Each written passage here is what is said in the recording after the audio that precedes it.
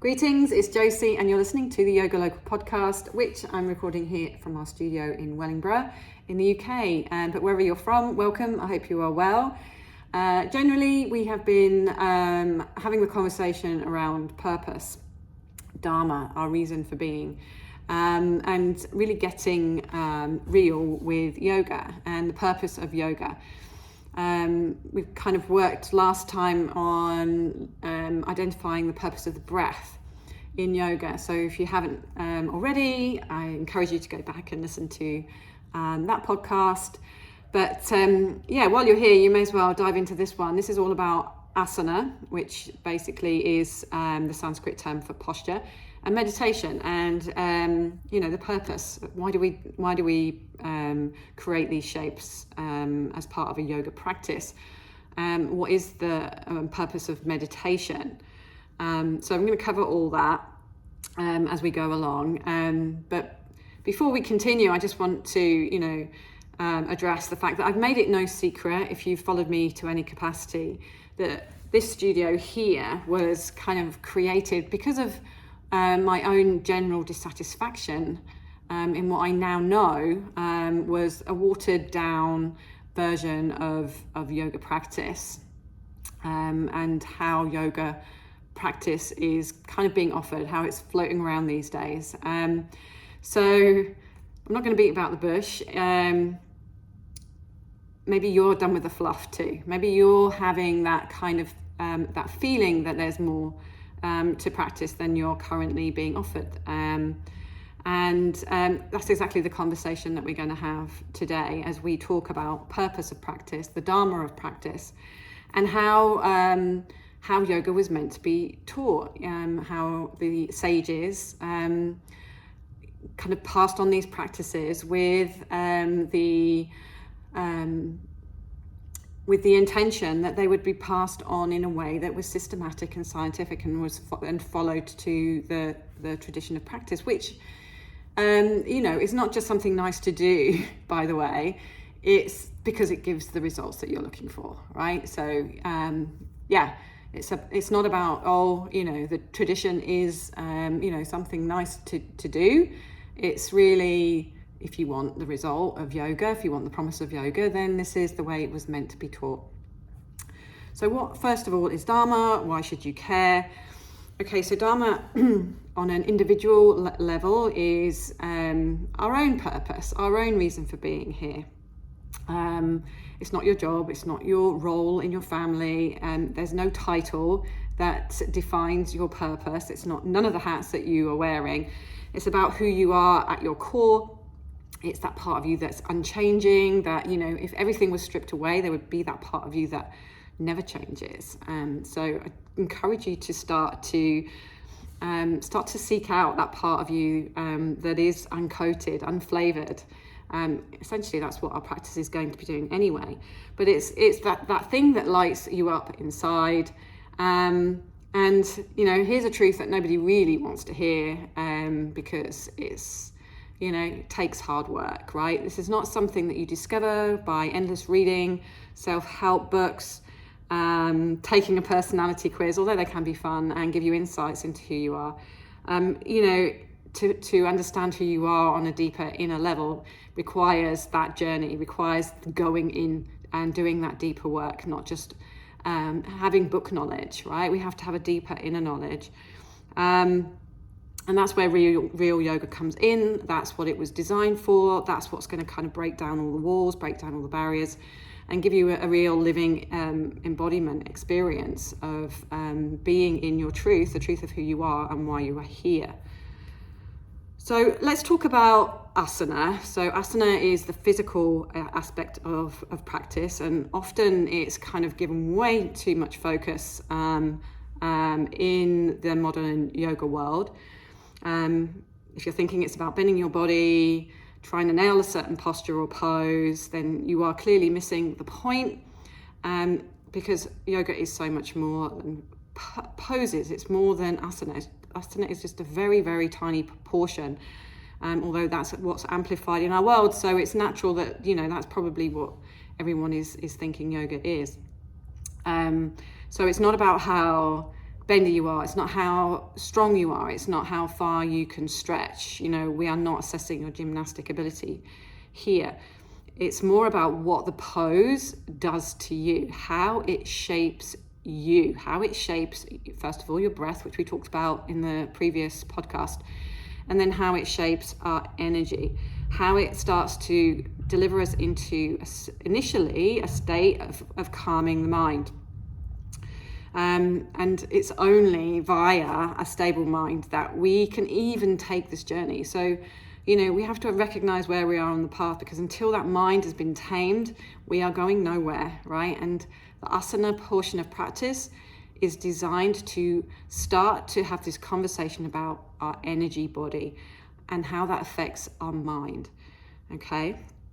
So this will bring you closer to understanding your Dharma, okay? Because when you are in a more enlivened state with a stable mind that is clear and focused, we can start moving into these deeper layers of our existence that are beyond physical, beyond the structure, beyond the form, and more in the subtle and the conscious levels of who we are.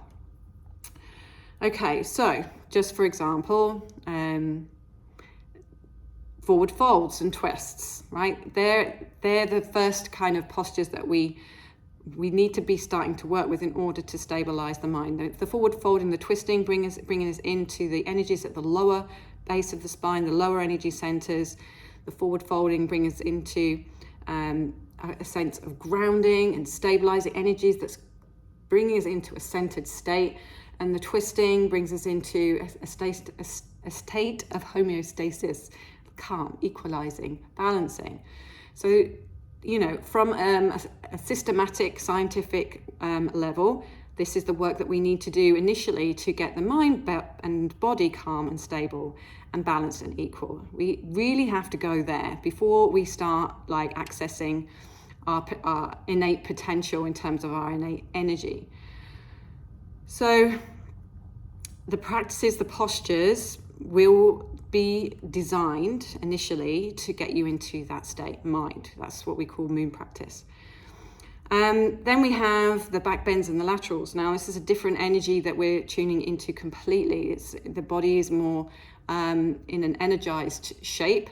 It's moving the breath to the chest and the heart space when we work with the back bend, and it's working in the lateral side when we come into the lats. When we come into leaning over to the side and bending to the side. And what's this doing, right? Yeah, we're probably going to get nice stretches and, access and space in our spine and in our back. But really, it's the energy conversation that we're looking for. And these energies located at the heart, pran vayu, at the heart center. This is an energizing, internalizing power that helps us to direct our mind, which we've already talked about. Now it's a little bit more calmer and stable. So we can bring our mind and we can empower our mind and internalize the mind and bring it into a deeper conversation with ourselves, right? We've got to get the mind quiet. If we're just kind of knocking out poses and practices that are keeping us in this mental turbulence and dissatisfaction with ourselves, that's really not going to do us any good. It's not going to propel us forward. It's not going to move us towards the purpose of yoga, which is this deep connection to who we are and why we're here, right? And then we have inversions and extensions, okay? So inversions and extensions, these are postures which help us to create awareness of the spine and those subtle energies within the spine. This is the kind of final destination for our Hatha yoga practice, moon, sun, fire. The moon and the sun are the mind and the solarizing practices, and then fire is this fire practice that connects us to our innate potential, our innate energy, our kundalini shakti. We awaken that dormant power, we transform it into fire, we transform it into prana shakti, and that's what delivers us and delivers our consciousness up through the spinal column, which we've lengthened and extended through our practice, and delivers us into higher states of awareness where we can better access those parts of us that are more connected to consciousness, higher consciousness, our own higher qualities. So it's a pathway, it's a structure, and it's also about knowing where we are on that path so that we can take the best appropriate action, so the appropriate breath work, the appropriate posture work that's going to deliver into evolution, into the next potential of practice. And essentially, fire practice then supports meditation practice, which is the culmination of all that posturing work.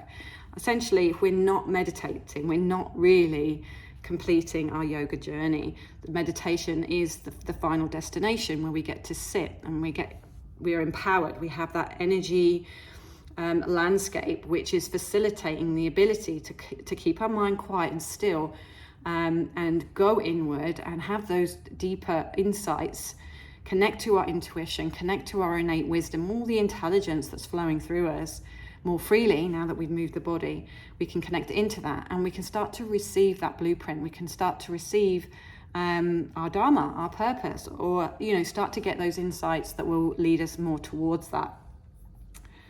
So yeah, all the asana in the world is not going to get you to where you want to go in terms of practice. Asana is not yoga, right? Yoga is a state. We have practices of yoga that move us towards that state. Asana is one of those practices, just like mantra is, just like mudra is, just like meditation is. And meditation is that pinnacle of practice. It's the cornerstone. It's what's going to connect us. So the role of a teacher, right, is to kind of create the sequencing, create the right ingredients for a practice to achieve the results that you're looking for, right? So I always use the analogy of making a cake, right? You put the wrong ingredients in at the wrong time, you cook it at the wrong temperature, you don't give it enough heat, too little, you don't stir it at the right time. There is going to be a consequence to the efficacy and the deliciousness of whatever comes out the other side, right? So, we follow the recipe, and vinyasa krama is how it's described. And again, vinyasa, you might have heard that term. Vinyasa is not what is. Vinyasa is a term for a certain brand of yoga that has kind of been repackaged from the original. And just like our food, okay, sometimes if we look at the ingredients of that food or what's on the tin, it's very different from its original form, right? If you look at processed food, whole food, there's the difference between whole food and processed food. Vinyasa is a brand of practice which is removed from the original, okay? So it's not that. Vinyasa krama, it just means intelligently sequenced and scientifically sequenced. So it's supposed to deliver you into a certain state, a certain energetic state. So when you practice with that kind of focus, intention, scientific sequencing, appropriate to where you are in your practice, appropriate to what you want in terms of outcome or what you need in terms of outcome, then the closer that you're going to get, the more effectively you're going to get, the quicker you're going to get to that goal. Again, if we just throw ingredients into the pot, right? Well, we fancy a bit of that, that worked last time, whatever, oh, I'm being creative, likelihood is we're going to end up with a disaster. I also use the kind of analogy of, an artist. If you throw paint together, you get brown paint, no matter how varied the color of the paint. You throw it all together, mix it up, it's going to end up brown. And we don't want a brown practice, right? We want a practice that's like takes all the necessary ingredients, brings it together, delivers us easily, effortlessly into that next potential. And the problem is a lot of the time, I think particularly because of our modern society and our culture, like we dismiss that as even something that road that we want to go down, but it is the only road to go down. And like as I've said often, what are we doing if we're not putting our attention and our effort into being all that we can be. And yeah, it's a lifelong project. We're a lifelong project. We're not one and done. You know, I'm certainly not the person I was 20 years ago, 30 years ago, 40 years ago. And, you know, I'm not happy just to sit and be, at this stage of life, just kind of staying static and not moving forward. Like there's always, there's always aliveness to reach for a sense of becoming. And that's what practice does. And it's a daily endeavor. It's a daily devotion to yourself. And unfortunately, I think we've lost connection to that desire, thinking that we can, grab a one and done, do things ad hoc, just do things for fun, bit of entertainment here and there, and still get the same results. It's really, it's bad news. It's not what we want to hear, but it's also what we need to hear. And for me, yoga is all about not sugarcoating, not papering over, not offering,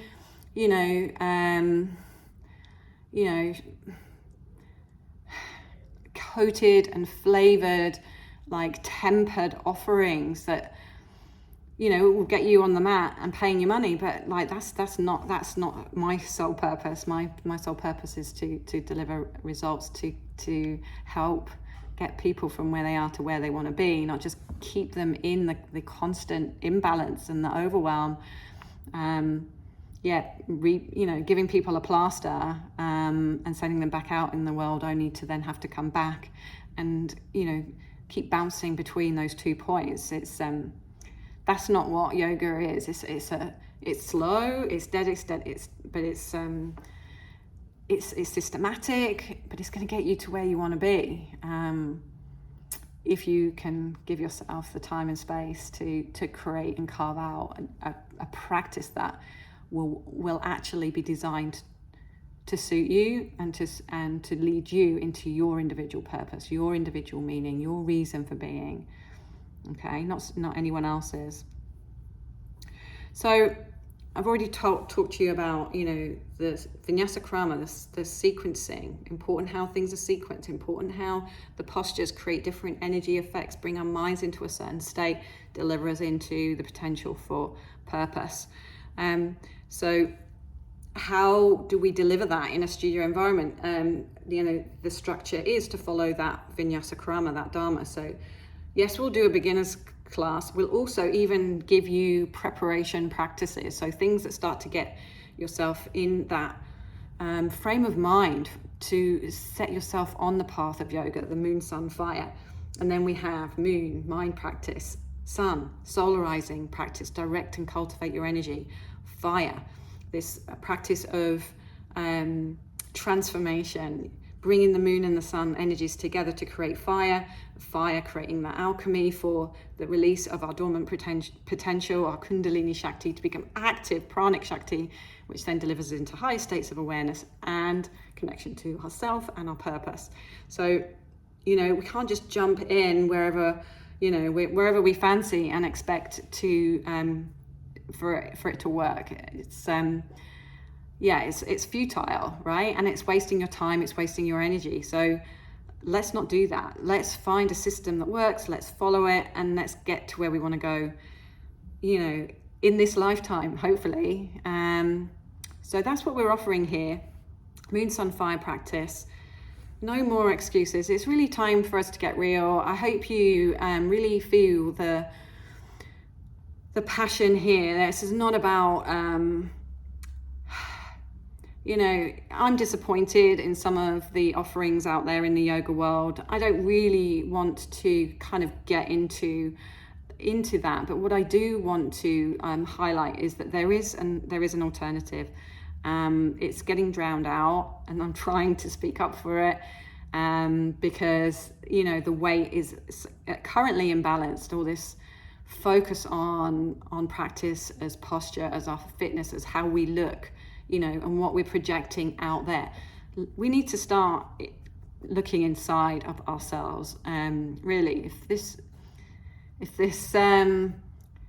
life that we are living is going to have any sense of meaning and purpose, that's what we need to connect into.